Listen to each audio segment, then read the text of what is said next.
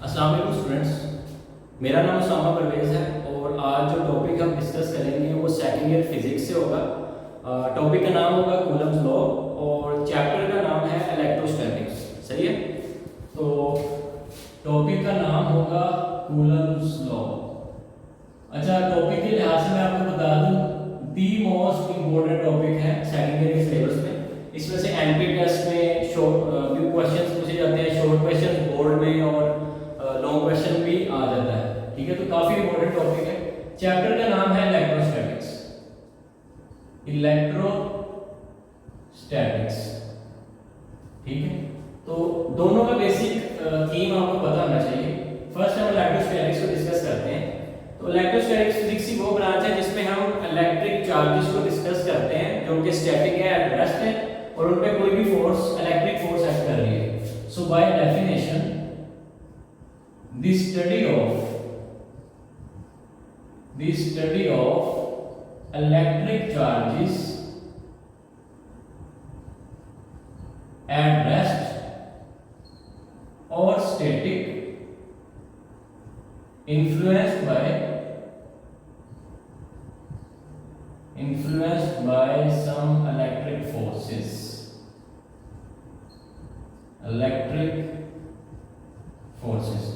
यानी कि the study of electric charges at rest under the action of some electric forces is known as electrostatics। Basic theme आपको charges के behaviour का पता है कि अगर दो लाइक चार्जेस हैं, ठीक है, दो लाइक चार्जेस हैं तो वो एक दूसरे को हमेशा रिपेल करते हैं, और दो अनलाइक चार्जेस हैं, अगर अनलाइक चार्जेस तो वो हमेशा अट्रैक्ट करते हैं एक दूसरे को। सही है, ये बेसिक थीम है इलेक्ट्रोस्टैटिक्स और चार्जेस के बिहेवियर का। अब चलते हैं अपने टॉपिक की तरफ। तो कूलम्स लॉ भी बेसिकली क्या डिफाइन करता है या क्या एक्सप्लेन करता है? वो करता है इंटरैक्शन ऑफ चार्जेस को। ठीक है, लेट्स से दो चार्जेस हैं, पॉइंट चार्जेस हैं, तो उनकी इंटरैक्शन क्या होगी आपस में, ठीक है, और उन पे जो फोर्स एक्ट कर रही है, जो इलेक्ट्रिक फोर्स एक्ट कर रही है, उसका मैग्नीट्यूड और डायरेक्शन क्या होगी। तो ये साइड में रेस कर रहा हूं, यहां पे हम पॉइंट्स बनाते जाएंगे कूलम्स लॉ के, जिस तरह हम डिस्कस करते जा रहे हैं। सो आप कह लेंगे इंपॉर्टेंट पॉइंट्स या बुलेट्स या कुछ भी आप लिख सकते हैं। इंपॉर्टेंट पॉइंट्स में लिख रहा हूं, इंपॉर्टेंट पॉइंट्स या पॉइंट्स टू बी नोटेड। सही है, तो इंटरेक्शन ऑफ चार्जेस को कूलम्स लॉ बेसिकली डिफाइन करता है। अब लेट्स से आपके पास दो चार्जेस हैं, एक चार्ज का नाम है Q1 और एक चार्ज का नाम है Q2। सही है, अब फर्स्ट थिंग जो कूलम्स ने बताई वो ये, कूलम्स लॉ एप्लीकेबल है वो ये है कि ये पॉइंट चार्ज होने चाहिए, पॉइंट चार्जेस होने चाहिए। सही है, तो लेट्स से इन दोनों का जो चार्ज है वो पॉजिटिव है। सही है, तो आप नेगेटिव भी ले सकते हैं, नेगेटिव भी ले सकते हैं, जस्ट रिपल्शन ही होगी उनमें भी। नेगेटिव पॉजिटिव भी ले सकते हैं, उनमें ये होगा कि आपकी डायरेक्शन जस्ट बदल जाएगी, बाकी सिनेरियो सारा वही रहेगा। सही है, तो क्योंकि हम लॉ को डिफाइन कर रहे हैं, हम दोनों पॉइंट चार्ज ले रहे हैं, दोनों पॉजिटिव ले रहे हैं। अब जो फोर्स इंपैक्ट करेगी, जाहिर है दोनों पॉजिटिव चार्ज हैं, तो इनके दरमियान जो इनकी इंटरेक्शन है वो रिपल्शन की फॉर्म में होगी। सही है, तो क्या Q1 Q2 Q1 को इस डायरेक्शन में रिपल्शन करेगा या इस डायरेक्शन में? अगर Q1 करता है तो उसको किस डायरेक्शन में रिपल्शन करेगा? तो सेकंड चीज जो कूलम ने बताई वो ये थी कि ये हमेशा सेंटर टू सेंटर, यानी कि इसके सेंटर से इसके सेंटर में ये फोर्स एक्ट करेगी। ये नहीं है कि कूलम अगर ये दो चार्ज है तो इसको इस डायरेक्शन में इस डायरेक्शन में फेंक देगा, नहीं, ये दोनों की जो डायरेक्शन होगी वो इनके सेंटर टू सेंटर वेरी करेगी। सही है, तो सेकंड चीज जो कूलम ने बताई कि जो फोर्स इन पे एक्ट करेगी वो सेंटर्ड फोर्स होगी। सही है, अब जो इन दोनों के दरमियान डिस्टेंस है, लेट्स से हम उसको r का नाम दे देते हैं, तो जो फोर्स एक्ट करेगी वो इन दोनों के प्रोडक्ट के, यानी चार्जेस के प्रोडक्ट के डायरेक्टली प्रोपोर्शनल एक्ट करेगी। यानी कि जितनी फोर्स चार्जेस पे उनका चार्ज ज्यादा उतनी फोर्स ज्यादा।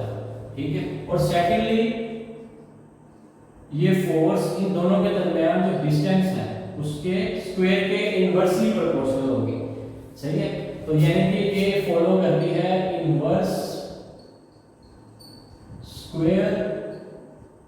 लॉग। जब भी कोई इक्वेशन कोई लॉ डिस्टेंस को फ्रैक्शन डिनोमिनेटर में ले जाएगा और स्क्वायर है, डिस्टेंस का स्क्वायर है और वो इनवर्सली प्रोपोर्शनल है, तो वो इक्वेशन इनवर्स स्क्वायर लॉ को फॉलो करती है। Basic theme inverse square law का ये है कि जैसे आपके पास ये डिस्टेंस है, ठीक है, और ये फोर्स है, अगर डिस्टेंस इंक्रीज करता है तो फोर्स आपकी सडनली डिक्रीज कर जाएगी। तो ये इनवर्स रिलेशन है।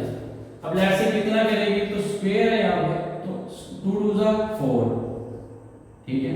अब लेट्स से आपके पास फोर्स 2 है, लेट्स से, ठीक है, डिस्टेंस r स्क्वायर है, ठीक है, तो फोर्स आपकी 4 टाइम्स यानी कि इसके दुगनी जो है वो डिक्रीज करेगी, 2 2 जा 4f, ठीक है। तो डिस्टेंस और जो फोर्स है वो 4f होगी, यानी कि आप सिंपली ले लेंगे, एक साइड पे फोर्स है दूसरी साइड पे डिस्टेंस है, डिस्टेंस का स्क्वायर है, स्क्वायर का अगर आप मल्टीपल करते जाएंगे तो ये फोर्स भी जो है वो बढ़ती जाएगी, डबल होती जाएगी उसका। तो यहाँ पे स्क्वायर था तो फोर्स है 4f, यानी कि 4 गुना 4 टाइम्स डिक्रीज होगी। ये एमपीएस में एमसीक्यू पूछा जाता है कि अगर आपका डिस्टेंस स्क्वायर में है, यानी कि किसी भी बॉडी का डिस्टेंस को डबल कर दिया गया कूलम्ब लॉ के रेफरेंस से, तो उसकी फोर्स कितने गुना डिक्रीज करेगी, तो सिंपल आंसर उसका ये है 4, ठीक है। तो ये बेसिकली इनवर्स स्क्वायर लॉ था। अब चलते हैं अपने इक्वेशन की तरफ। अब यहाँ पे आपके पास एक इक्वेशन बनती है फाइनली, वो ये है q1 q2 by r square, सही। अब ये है sign of proportionality, sign of proportionality, proportionality, सही। जब भी साइन ऑफ प्रोपोर्शनैलिटी किसी भी इक्वेशन में खत्म करते हैं तो वहां पे आपके पास एक कांस्टेंट आ जाता है, कांस्टेंट ऑफ प्रोपोर्शनैलिटी इसको बोलते हैं। यहाँ पे वो कांस्टेंट होगा k, ठीक है, और इस k की एक स्पेसिफिक वैल्यू होती है और ये k मीडियम डिपेंडेंट होता है, ये बात आपने याद रखनी है, यानी कि मीडियम टू मीडियम इस k की वैल्यू जो है वो डिफर करेगी, ठीक है, और इसकी एक हर मीडियम की एक स्पेसिफिक वैल्यू होगी। अभी जो हम डिस्कस कर रहे हैं मीडियम वो वैक्यूम है, या आप फ्री स्पेस बोल सकते हैं, या आप इसको एयर भी बोल सकते हैं, तीनों को आपकी बुक में जो मेंशन किया गया है सेम सिनेरियो से किया गया है। सो अब इस k की स्पेसिफिक वैल्यू है, वो वैल्यू आपके पास है k = 1/4 पाई एप्सिलॉन, ठीक है। इसको e नहीं बोलना, इसको बोलना है एप्सिलॉन, एप्सिलॉन, ठीक है। और इसका दूसरा नाम है परमिटिविटी, परमिटिविटी। तो यहाँ पे हम जो डिस्कस कर रहे हैं केस को ई नॉट का है, ठीक है, यानी कि permittivity of free space, E not यहाँ पे आ जाएगा, नॉट शो कर रहा है फ्री स्पेस को। तो के की अगर आप वैल्यू लगाते हैं तो ये आपके पास आ जाती है 1/4 pi epsilon not q1 q2 by r square, ठीक है। अब इस ई नॉट की आपके पास एक स्पेसिफिक वैल्यू है, यानी कि परमिटिविटी ऑफ फ्री स्पेस, ठीक है। मैं आपको बता रहा कि हर मीडियम की वैल्यू है वो डिफर करती है, तो इसकी जो वैल्यू है वो आपके पास है 8.85 × 10⁻⁻12, ठीक है। और अगर यूनिट की हम बात करें तो यूनिट आपके पास इसके आ जाएंगे कूलम्ब स्क्वायर पर न्यूटन मीटर, सही है। अब इस ई नॉट की वैल्यू अगर आप यहाँ पर पुट करते हैं, ठीक है, तो के की आपके पास एक स्पेसिफिक वैल्यू आ जाती है 1/4 पाई एप्सिलॉन नॉट। इसकी जगह अगर वैल्यू पुट करते हैं तो a की वैल्यू आपके पास आ जाती है 9 × 10⁻⁹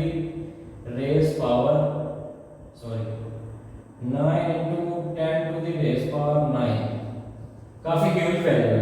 और अगर इसका आप एक स्पेसिफिक फॉर्म लिखते हैं, जैसे हम यहाँ पे f = 1/4 pi epsilon not q1 q2 by r square, इसके अगर आप यूनिट निकालते हैं तो r के वहां पे मल्टीप्लाई हो जाएगा, ठीक है। तो न्यूटन मीटर स्क्वायर पर कूलम्ब स्क्वायर, एक कूलम्ब ये है एक कूलम्ब ये है, ये मीटर स्क्वायर हो जाएगा, फोर्स जो है न्यूटन में होती है, न्यूटन मीटर स्क्वायर पर कूलम्ब स्क्वायर, ठीक है। तो ये आपके पास k की एक स्पेसिफिक वैल्यू आ गई है, कहां पे, जब भी मीडियम जो है वो फ्री स्पेस है, ठीक है। यहां तक समझ आ गई सबको? अच्छा, ये सब मैं रेस करता हूं। अब यहाँ पे आपके पास दो चीजें हैं, एक चार्ज आपके पास दो चार्जेस हैं, एक चार्ज 1 है और एक को मैं 2 का नाम दे देता हूँ। तो तो इस पे जो फोर्स एक्ट करेगी चार्ज 1 पे, वो force on charge 1 due to 2 and force on charge 2 due to 1। अब इन दोनों का मैग्नीट्यूड तो सेम है, ठीक है, दोनों सेम मैग्नीट्यूड से एक दूसरे को रिपेल कर रहे हैं, लेकिन इनकी जो डायरेक्शन है वो इनके साइन की वजह से रिवर्स है, ठीक है। माइनस साइन वेक्टर में हमेशा क्या शो करता है कि इनकी जो डायरेक्शन है वो ऑपोजिट है, ऑपोजिट इन डायरेक्शन, ठीक है। तो अगर आप दोनों फोर्सेस का मैग्नीट्यूड लिखते हैं F12 और F21, ठीक है, तो सेम आ जाएगा 4 pi epsilon not Q1 Q2 by r square और 1/4 pi epsilon not Q1 Q2 by r square. ये स्केलर फॉर्म में दोनों फोर्सेस का मैग्नीट्यूड आ गया। अब जब मैग्नीट्यूड है, फोर्स एक वेक्टर क्वांटिटी है, तो इसकी डायरेक्शन भी होनी चाहिए। तो डायरेक्शन के लिए हम यूनिट वेक्टर को यूज करते हैं। लेट्स से आपके पास ये यूनिट वेक्टर है, एक वेक्टर है, हेड शो करती है यूनिट वेक्टर को। कैसे फाइंड आउट होता है? ए वेक्टर और ए वेक्टर का magnitude first year physics chapter 2 में आपने डिस्कस किया होगा। तो अब यहां से सिंपल आपके पास जो यूनिट वेक्टर है F12 पे यूनिट वेक्टर होगा R12 और इस पर यूनिट वेक्टर होगा R21। तो अगर आप वेक्टर्स को ही कंपेयर करते हैं तो उनका भी मैग्नीट्यूड तो सेम होगा, किसी एक के साथ नेगेटिव साइन आ जाएगा तो डायरेक्शन को शो कर रहा है, उसकी एक ऑपोजिट है, ठीक है। यही चीज मैंने आपको स्टार्ट में बताई थी, अगर आप नेगेटिव नेगेटिव लेते हैं, ठीक है, तो रिपल्शन हो जाती है, ठीक है, मैग्नीट्यूड सेम है, डायरेक्शन ऑपोजिट, सॉरी अट्रैक्शन हो जाती है, तो मैग्नीट्यूड सेम होगा और डायरेक्शन भी सेम होगी, सही है। अब आपके पास फोर्स, जो फोर्स इन दोनों चार्जेस पे एक्ट कर रही थी, ठीक है, Q1 चार्ज पे Q2 चार्ज पे, दोनों चार्जेस पे की फोर्स आ गई, उनका मैग्नीट्यूड स्केलर फॉर्म में आ गया, उनकी डायरेक्शन पता चल गया आपको, ठीक है। अब ये तो सिनेरियो जो था ये दो चार्जेस का था जिसमें मीडियम नहीं है, मीडियम फ्री जो था वो मीडियम फ्री चार्जेस है। अब लेट्स से इन दोनों के दरमियान में कोई भी एक मैं मीडियम क्रिएट कर देता हूँ, कोई दीवार बना देता हूँ, कोई लकड़ी रख देता हूँ, ठीक है, किसी भी किस्म का कोई बॉटल में अगर दोनों चार्जेस को डिप कर देता हूँ, लेट्स से एग्जांपल दे रहा हूँ, तो इनके दरमियान जो फोर्स होगी उसका मैग्नीट्यूड तब क्या होगा।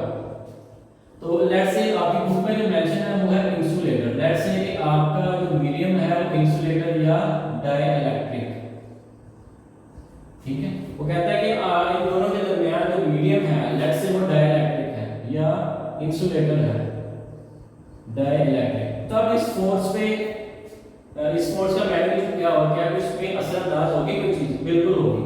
अब यहां से इन दोनों के अगर मैग्नीट्यूड को आप डिवाइड करें, मेरी मर्जी में डिवाइड करो, ठीक है, तो डिवाइड कर लेंगे तो ये सारा फैक्टर जो है Q1 Q2 r स्क्वायर का बटे में आ जाएगा, कैंसिल आउट हो जाएगा, आपके पास जो चीज बचेगी, लेट्स से आपने एक को नाम दे दिया E मीडियम और एक को नाम दे दिया E फ्री स्पेस का, तो जो फार्मूला आपके पास बनता है, ठीक है, वो बनेगा आपके पास E medium over E r, sorry E medium over E not, और इसको हम बोलते हैं E r।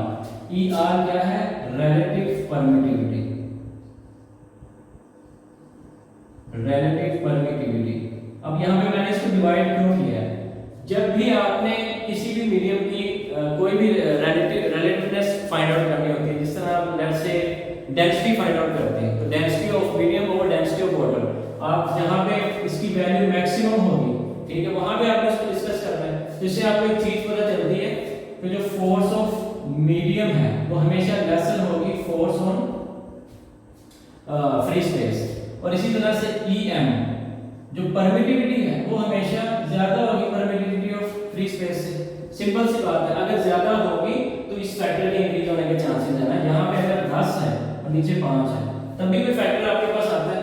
अब यहाँ से इस इक्वेशन से अगर आप, ठीक है, E मीडियम निकालते हैं, E मीडियम क्या होगा? ER into E नॉट, ठीक है, ये आपके पास फार्मूला बन जाएगा किसी भी मीडियम की परमिटिविटी को निकालने का, सही है। अब फार्मूला आपके पास मैग्नीट्यूड फोर्स का बनेगा, वो क्या बनेगा? F would be equal to 1/4 pi epsilon Q1 Q2 by r square epsilon not, और जो फैक्टर ऐड होगा यहाँ पे वो होगा ER का, यानी कि ER टाइम्स इफेक्ट होगा उन दोनों चार्जेस का इंटरेक्शन, यानी कि ये इसकी वैल्यू को डिक्रीज कर देगा, सही है।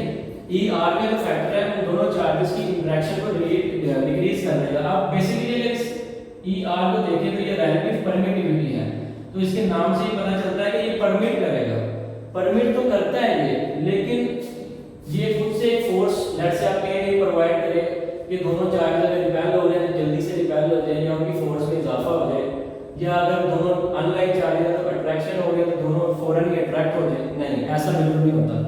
ये एक ऐसी फोर्स खुद से मीडियम अपनी प्रोवाइड करता है दोनों चार्जेस को कि जाओ जाके इनकी जो इंटरेक्शन है उसको स्लो डाउन कर दो, ठीक है, डिक्रीज कर दो, कम कर दो।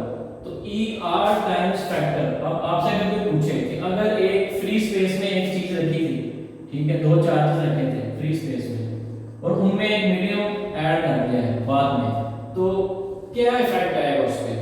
उस मीडियम की जो परमिटिविटी होगी, let's say relative permittivity of that medium, वो फैक्टर जो है उतना फैक्ट टाइम्स वो डिक्रीज कर देगी, ठीक है, उसकी जो फोर्स है उतने टाइम डिक्रीज कर जाएगी उस फैक्टर के। उसका फॉर्मूला आपने यहाँ पे देख लिया कि अगर मीडियम की परमिटिविटी है, लेट्स से किसी भी चीज की परमिटिविटी है, लेट्स से ग्लास की 5 to 10 होती है, तो आप 6 ले लें और यहाँ पे ई नॉट की वैल्यू आप लगा दें जो आपने निकाली है, तो 6 टाइम्स जो है मीडियम की परमिटिविटी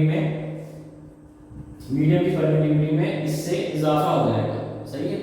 सो ये बेसिक थीम था कूलम्ब लॉ का। सबसे पहले इसको रिकॉल अगर हम करते हैं तो कूलम्ब लॉ में हम करते क्या है कि दो चार्जेस हैं, ठीक है, दो चार्जेस हैं, दोनों के दरमियान डिस्टेंस है, उनके दरमियान एक फोर्स एक्ट करेगी जो डायरेक्टली प्रोपोर्शनल होगी प्रोडक्ट के दोनों के, और स्क्वायर के इनवर्सली प्रोपोर्शनल है, ठीक है। उसके बाद एक उनमें कांस्टेंट आ जाता है के, कांस्टेंट ऑफ प्रोपोर्शनैलिटी, उसकी एक स्पेसिफिक वैल्यू है, वो वैल्यू हमने निकाली है, ठीक है। फिर उनकी एक डायरेक्शन हमने डिफाइन की है, ठीक है। उसके बाद हमने उस मीडियम को चेंज किया, अगर मीडियम वहां पे एयर की बजाय कोई भी प्लेट ग्लास कुछ भी हम रख देते हैं तो उस मीडियम में क्या डिफरेंस आएगा, ई आर का, ठीक है, ई आर टाइम वो डिक्रीज हो जाएगी। तो ई आर बेसिकली क्या है, रिलेटिव परमिटिविटी है, रिलेटिव परमिटिविटी का फार्मूला हमारे पास गिवन है, सही है। तो अजम्पशन कंक्लूजन जो हमने किया वो ये किया कि जब भी किसी मीडियम में किसी फोर्स को चार्जेस को रखा जाता है तो उसकी फोर्स कम होगी।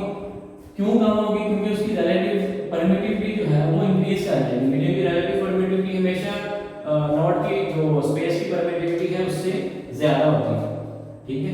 तो ये बेसिकली थीम था कि दो चार्जेस जब आपस में इंटरेक्ट करते हैं तो उनके सिनेरियोज क्या होते हैं, ठीक है, उनकी डायरेक्शन, उनका मैग्नीट्यूड क्या होगा, उनकी डायरेक्शन क्या होगी, उस फोर्स की जो उनकी आपस में जो एक्ट हो रही है उनके ऊपर, ठीक है, और उस फोर्स में अगर मीडियम को चेंज करते तो क्या होगा। ये बेसिक थीम था। अगर इस टॉपिक में किसी भी किस्म की कन्फ्यूजन है आपको, आप कमेंट सेक्शन में पूछ सकते हैं। Thank you.